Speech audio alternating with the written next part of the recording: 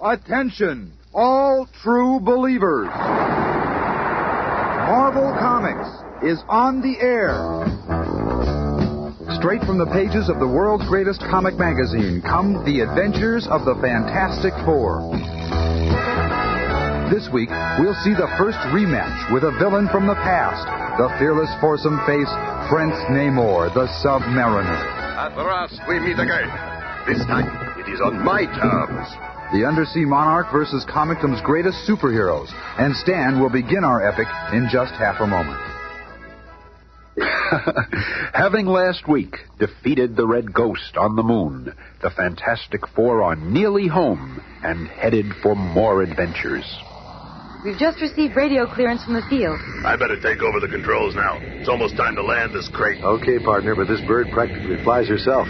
I wonder if we'll get much of an ovation when we land. As the mighty moonship prepares to land, the excitement on the ground reaches a fevered pitch as all eyes scan the skies above until... There they are. I see them. Get those emergency vehicles over there on the double. It's them all right. I see the number 4 on the tail. As the ship comes to a stop... Oh, there he is, Mr. Fantastic. George, help! I can't hold these things back! Oh, I died for a lock of his hair. Easy now, girls. Let's not lose our dignity.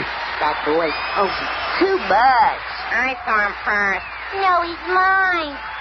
What a shot. Fantastic. Meanwhile, as at every major event, there's someone cashing in on the action. And my fearless wrestler, the Golden Angel, challenges the Thing to a fight to the finish. Did you get all that, boys? I'm all a crummy cornball, so you're the Golden Angel, are you? Well, I ain't fighting you, because you're too tough for me. And Sue Storm has her troubles. But you can't turn this down. A lifetime contract in Hollywood? Don't listen to him, Miss Storm. I'm prepared to offer you a fortune for endorsement of our new deodorant on TV. Oh, leave me alone. Hey, where did she go? Some people just ain't got no gratitude. But finally, they get away from the madding crowd and reach their famous Baxter Building headquarters in Midtown Manhattan. Within a few hours, things are back to normal. There, that ought to wrap up this report to NASA about our new rocket fuel. I'll ask Sue to type it up so we can send it off to Washington by special courier. Oh, there she is, working with my new experimental probing eye. Looks like she's searching the bottom of the sea. So there you are. I've been looking for you. Oh, Reed, you startled me. I'm sure I know why. You're still thinking about Submariner, aren't you, Sue? Well, No need to answer. Sometimes I wish you could find him so we could settle things between us once and for all. Anyway, here's that report for NASA. A few minutes later... Strange how no one is ever really master of his own fate. I've always thought I could accomplish almost anything with my scientific talents and my superflex body. The world knows me as Mr. Fantastic, and yet I'm unable to win my most cherished goal. I cannot conquer the heart of the woman I love. But, back in the screening room... I might as well recall the probing eye. The oceans are too vast, too deep, too endless. Submariner could be anywhere. And at a signal from thousands of miles away, the probing device is lifted from the sea and heads back to New York City.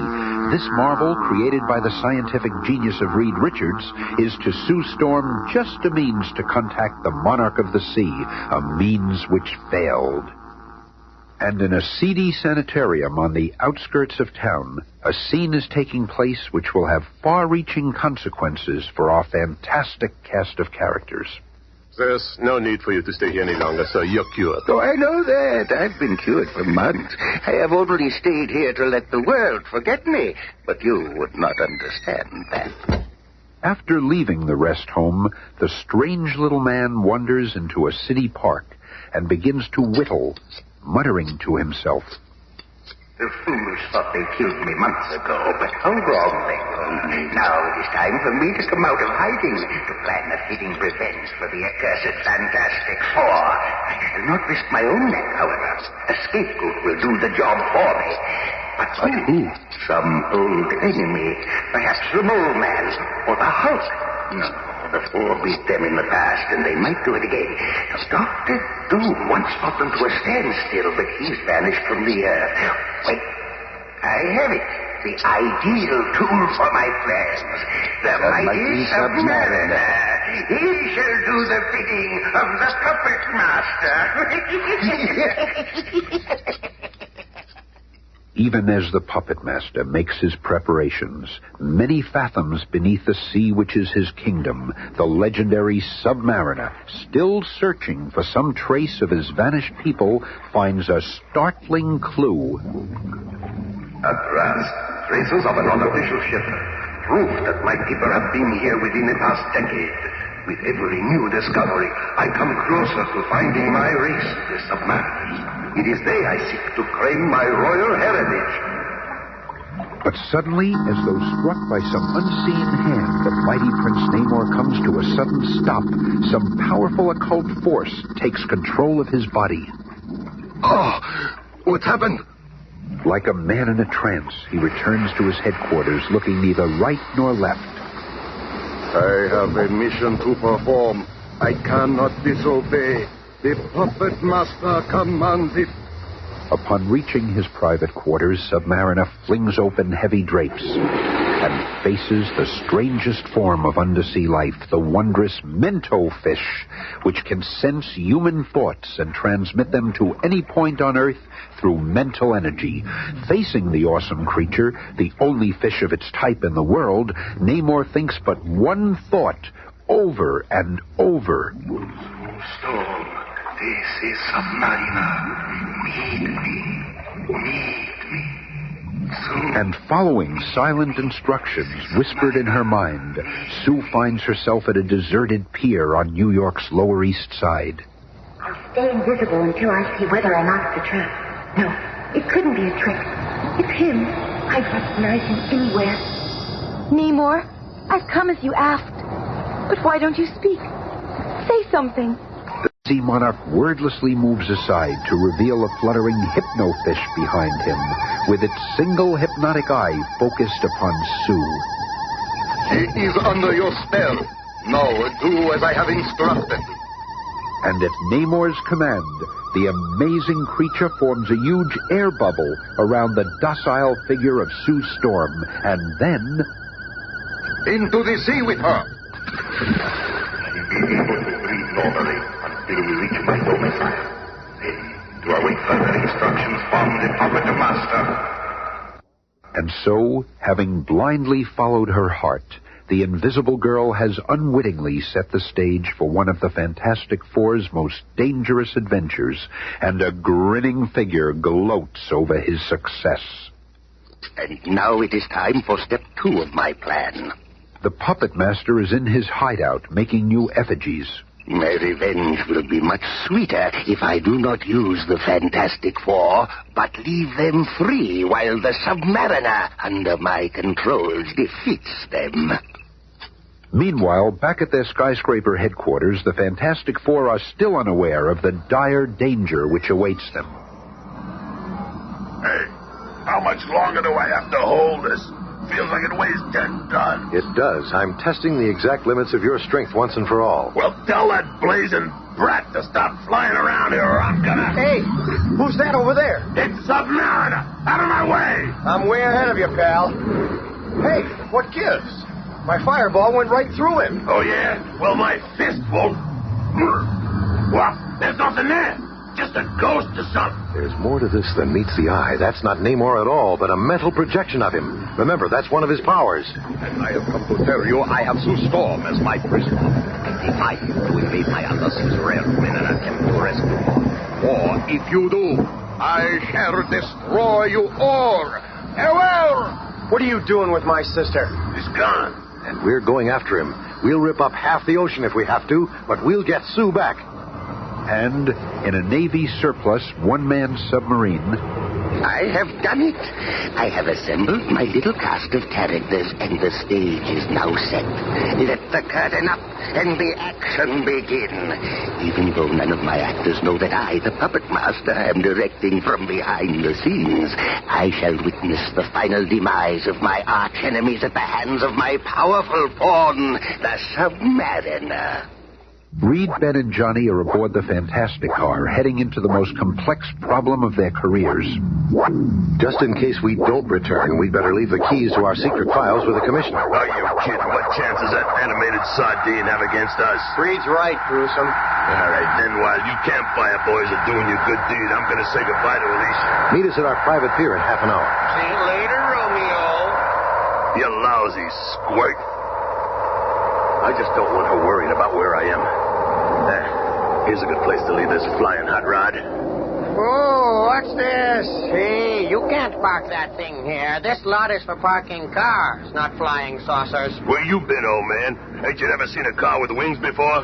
Well, there's nothing in the rule book about cars with wings. Just to play it safe, I'd better charge you double rates in advance. What? Double? Yeah. Here's your dough, Smiley. Go split it with your partner, Jesse James. And a few minutes later, at Alicia's apartment... Oh, Ben, I'm frightened. The Submariner is so powerful, so unpredictable. You will be facing him where he is the strongest, in his own domain. Well, you know, Reed, Johnny, and yours truly ain't exactly babes in arms. But, Ben, if anything should happen to you, I don't know what I'd do. You mean so much to me, and I'd be alone with no one to look after me. Okay, Alicia, honey. I'll take you with us, huh? Whatever happens, we'll be together. And so, at the appointed time, in the appointed place... Hi, Ben. Hello, Alicia. I kind of thought Ben would bring you along. Welcome aboard. What? I was all set for a knockdown hassle about why she can't come with us. Hey, what's this thing? Admiral Sawyer was good enough to loan us this experimental bathysphere, no questions asked. Let's all get aboard so we can get started. Lots of work ahead. Watch your step, Alicia.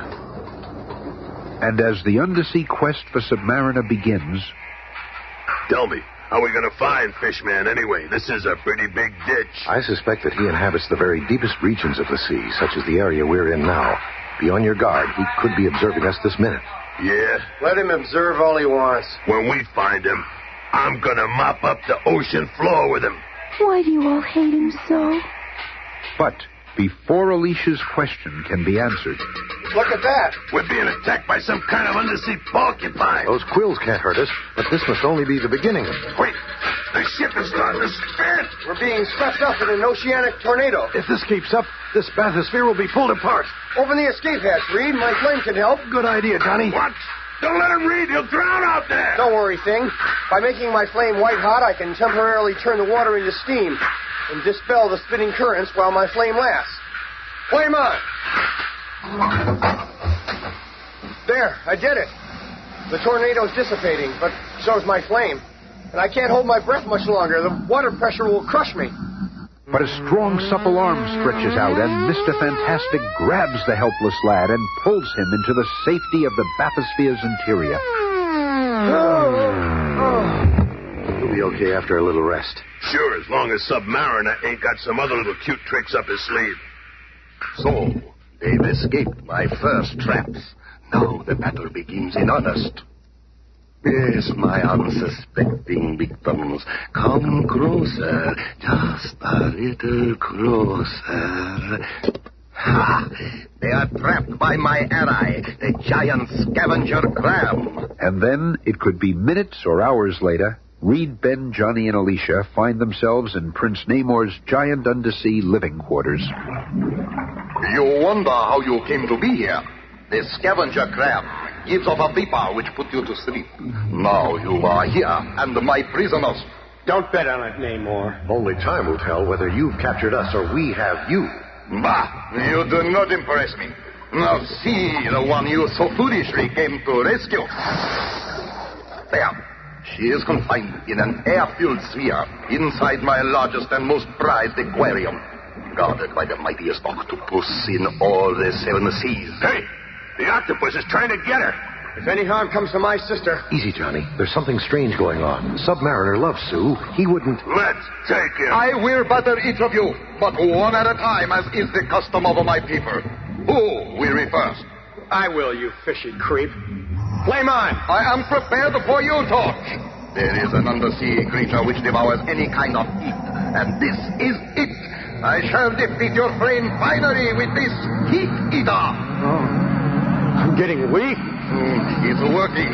The creature absorbs your heat like a sponge takes up water. Oh, no. I'm going to fall. The Human Torch. Ah, look at yourself. All that remains is for me to finish you with my bare hands. Oh, no, you don't, my face. That brave little kid is worth a dozen double crosses like you. Prince Namor is not the puny surface person that cringes at the sound of your voice. Hey, you slippery eel, come back here and fight. I'll fight you, ugly one, never fear, but on my terms. Here, a small token of my... Yeah! It's razor sharp. My dagger needle coral is not to your liking. Perhaps this deep-sea fungus will suit you better. Come over here and fight, you wimp. Hey, what's this? Ah, didn't I tell you that one piece of fungus grows and spreads out over any living thing it touches? Soon it will engulf your entire body as it grows harder and harder. I have beaten you. You are trapped in a living prison from which there is no escape. Did anyone ever tell you you talk too much? Good work, big fella. I'll go after him while you rescue Susan. Right. You stay here, Alicia, honey, and I'll bring you back some octopus pie. Be careful, Ben. You fought the others to a standstill by resorting to outside powers. But now it's just you and me, Namor, one-on-one. The others make the most noise, but I have always sensed that you are their superior. Now you shall see the Submariner is by far your superior. Thing shattered your living prison, and you cannot escape from this human prison composed of my stretched arms. Sooner or later, you'll have to release the tension. And when you do... Meanwhile, Ben is about to come to grips with Namor's mighty octopus threatening Sue's air-filled sphere. Don't worry, Sue. Look at the size of that blob. If I can just get his attention.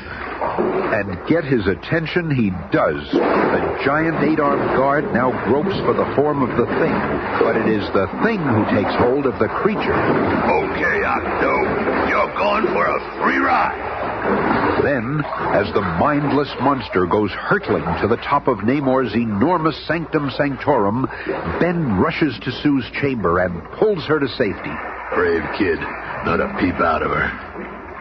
But another pair of eyes are focused on this tense scene. Bah! The Fantastic Four are more powerful than I thought. Even in his own undersea lair, Submariner may be beaten by the accursed Four. I can no longer let events take their natural course. Now that the girl is free, Mr. Fantastic has released Namor. The Submariner has not yet attempted to kill them, only defeat them. So long as I hold your effigy, Prince Namor, you must do my bidding. You are to slay the Fantastic Four, just as I have toppled their puppet images. And what comes of this toppling of the Fantastic Four's effigies by the Puppet Master? In the Submariner's lair... Namor, let's stop this struggle. Why have you turned against Sue? Stay back. I must slay you. All of you, now. I have no choice. Ben, dear, although I cannot see, I sense another sinister presence here, like the presence of my stepfather. The Puppet Master? That would explain it. But how? He's dead, ain't he? This brand is my ultimate weapon. Who are you trying to get? Looks like catfish. This releases a gas that no surface human can tolerate. Release the fumes. I command you. I must release these fumes. They are your enemies. You are my enemies. I must kill you. You are under my power. You must do my bidding. It is you or me. I must destroy you. All of you, stay behind me. I ain't so easy to kill, and I'll give you some time. That's it, Thing. You keep him busy while I take some preventative measures. No! Come kill! Wait. Then to release the fumes. What's controlling me? And as the vapors clear... You are still alive. But no one can survive exposure to those gases. Not even you. You think we'd be unprepared for such a threat as that? These oxygen packets work great. Here, Alicia, I'll help you with yours. Now, Namor, for the final reckoning. It's clobbering time! Flame on. I want him first. Wait, listen to me. He doesn't know what he's doing. What, Alicia? Alicia's right. He's under some sort of evil influence. Stand aside, woman. They do not frighten Prince Namor. But unknown to all, the giant octopus, which the Thing hurled from Namor's aquarium in the last episode, has crashed through the outer plexiglass skin of Namor's haven. Once more free to ravage the ocean's depths, the mindless monster seeks and finds a new victim. What's that up ahead? The giant octopus. It's coming toward me. Too late to change course. I'll construct a special energy. He's coming closer, but no one shall defeat the puppet master. Just another But second you or cannot two. control the mind of a It's too mindless late. creature. He's going to crush the ship.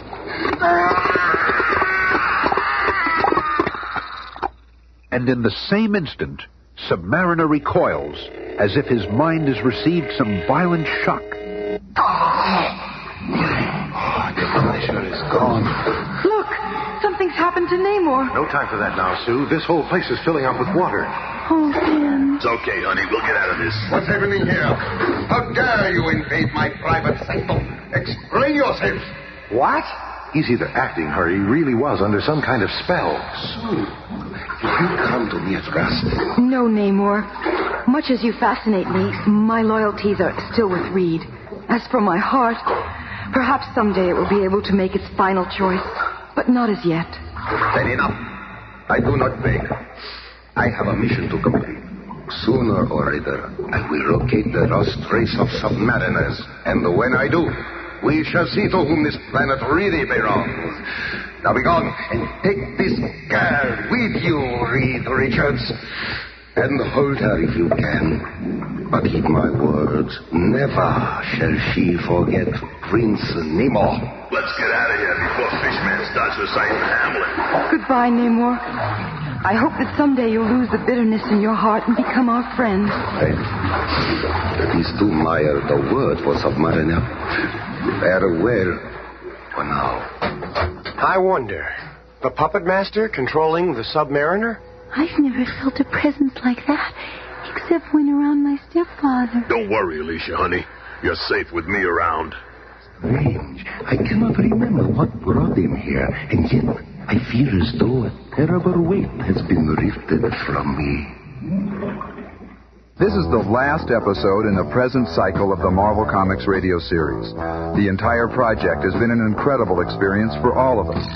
The scripts for the next 13 weeks are already being written, so we'll be back soon with more adventures from the mighty land of Marvel. Some of the people that made this series what it is are Richie Becker, Bob Michelson, Ken Landis, Don Bird, Roy Schmecka, Cynthia Height, Mouse, Carrot, Pencil, Duck, and most of all, you. Thank you. As always, the fantastic cast is Cynthia Adler, Bob Maxwell, Bill Murray, Jim Pappas, Jerry Terheiden. narration by Smile and Stan Lee. Special sounds created by P. Craig Turner. Any resemblance between characters created in these radio programs and real persons living or dead is purely coincidental.